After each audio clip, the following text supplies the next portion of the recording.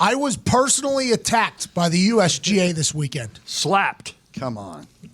Personally assaulted. Mm-hmm. The USGA hosted the U.S. Open, which, by the way, Pebble Beach, beautiful place. Oh, yeah. Beautiful. Oh, yeah. Jim Nance lives right down the road, by the way. I didn't know that. Joe Buck made the bird call. Jim Nance walked down, had a triple collar on, looked clean. Him and Joe Buck in the thing with the other guy was a beautiful moment. Watching Gary Woodland dominate all weekend, especially on Father's Day after losing his son, I believe, a couple of years ago. Daughter a couple of years ago was awesome to see. Brooks Koepka was charging. The tournament was great. Tiger Woods stumbled out the blocks a couple of times, never really could find the rhythm, but he put on a little bit of a show. Mm-hmm. The U.S. Open was a treat, to be honest. I liked it more than the Masters, by the way. I liked it more than the Masters. Really? Yeah, because it was literally 3 straight days of doing nothing but laying there and watching TV. Until 10 o'clock. Which at 12 to 10, it was awesome. It was absolutely incredible. Now, granted, here in Indiana, on Saturday, when a lot of things were happening, there was a tornado watch. Mm-hmm. So I had to deal with the split screen with the local weather guy, local weather person telling me that there's a potential tornado. It didn't come, by the way. 77 miles away from here. Yeah. And you know what? I respect the meteorologists and the weather people taking advantage of all their time they can get on TV whenever they can interrupt. And I'm not a guy that sends hate tweets towards them to be like, hey, they were recapping potential storms that happened hours ago. They're like, this is at 6:20. This almost happened. We're at 8:20. And I'm like, hey, come on, let's get back to the show. Neither here nor there. Watching it all day, though, it was awesome. It was magical. I enjoyed it a lot. And on Friday, a moment happened that I was like, I love this. Probably the most relatable thing I've ever seen a professional golfer do in some time. Aside from duff it to the complete opposite side of the fairway, which did happen because of the way Pebble Beach was set up by the USGA. Mm-hmm. Patty Reed, you either love him or you hate him. A lot of people fall in the latter of those two. A lot of people, I learned. A lot of people. Snaps his wedge over his thigh, carbon fiber, graphite, whatever the fuck it is, to the thigh after duffing a chip. In my head, I was like, that looks like me out there. That looks like the people of Twitter out there. Yes. So I made a nice video of it, having a good time with it, because at that point, I was 8 hours into watching this thing. I had invested into this tournament. I was a rating for these people. And I wanted other people who weren't watching it to be like, hey, this is what you're missing. You're missing elite humans looking like average humans. You're missing professional golfers looking like amateur golfers. You're missing the greatest golf course probably in America beating the hell out of professional golfers. It was a good video, too. 31 seconds long. Perfectly timed.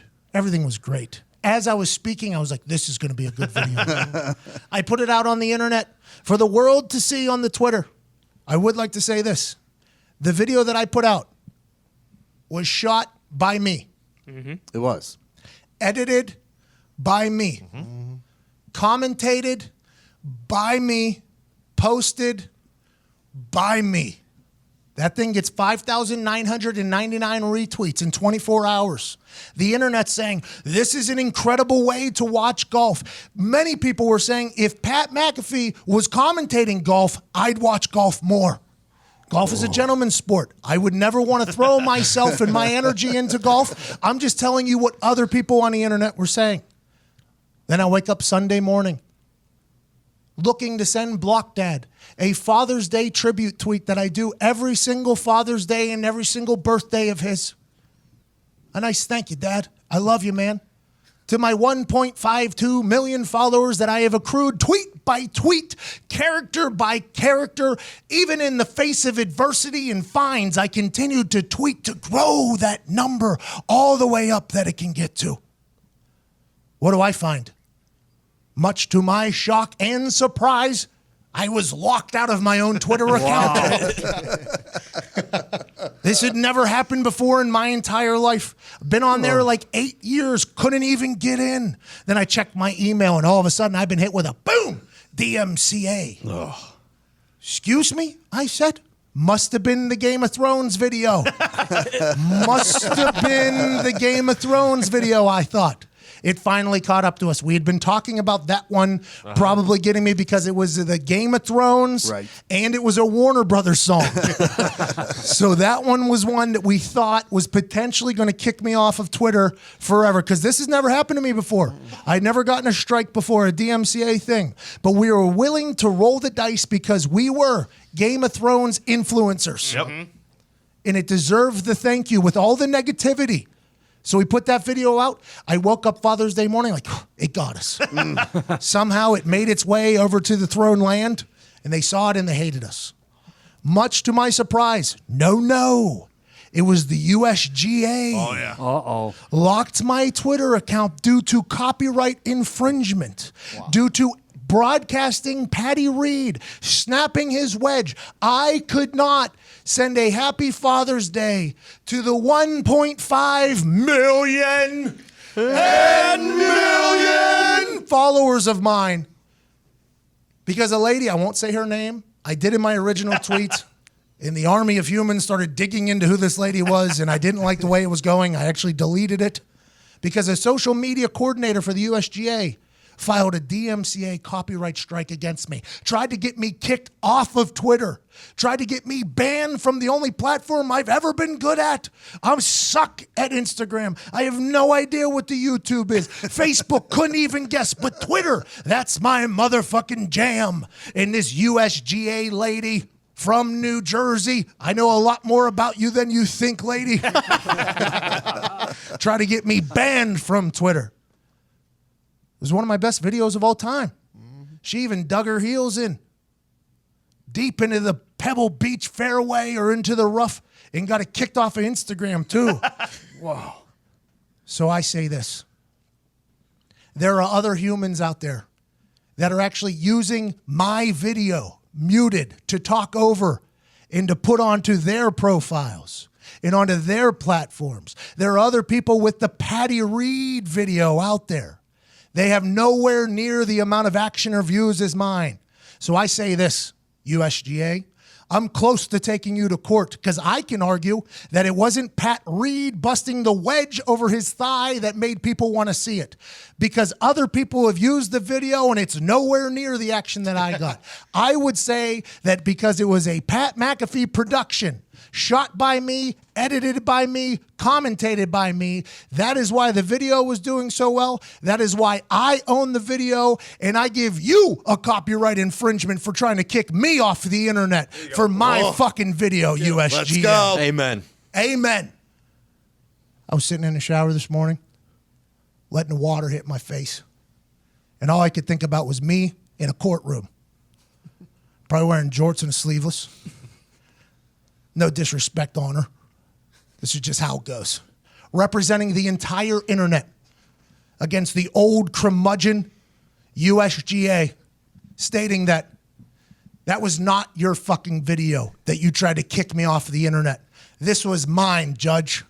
And I would hope that the judge understands the internet, and I would hope that the USGA would understand that this was a personal attack against me. I don't know why. I don't know. You know who has videos of this up. Numerous humans have this video up. Like I said earlier, people are actually ripping my video and putting their own voice over it still on the internet. And just because it isn't as entertaining or as funny or as good doesn't mean that I should just get personally attacked by you fucking bums. You put on a great tournament. I watched every fucking hour of it, every single stroke, every single word by the talented Joe Buck, who gets too much hate, by the way. Too many people bash Joe Buck. I think he's a talented guy. I like Joe Buck. But I want the USGA to know that I am still figuring out whether or not I want to wage war with you. And if I do, it's not good for you. And that little social media coordinator, it's even worse for you. I'd like to let you know that. Just because you suck at social media, just because my video is bigger than any video you motherfuckers put out from the U.S. Open, doesn't mean you should attack me. And that's all I have to say about that. Oh. Let's go. Let's go.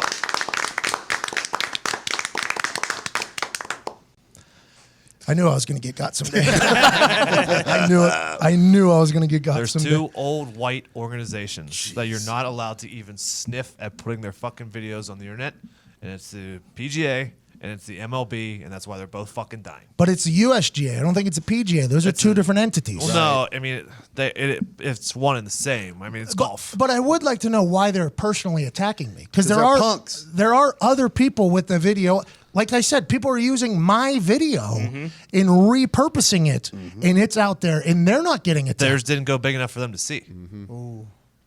I'm sure that's it. Didn't It's cross gotta their be. path. But you bought that coverage, and I think you should be able to do with that what you do. Do you pay a cable? Too or, much. Direct TV. So too much. if you didn't have that, would you be able to watch a tournament? Too much. You pay for it. Well, and also I shot the video. If I ripped the video, like there's a Clip It app where you can clip and just pool the videos, which a lot of people do. I don't do it. I put in the hours. I watch the shit that I make videos of. But personally, because I think that rawness of it, the POV-ness of it, makes it better.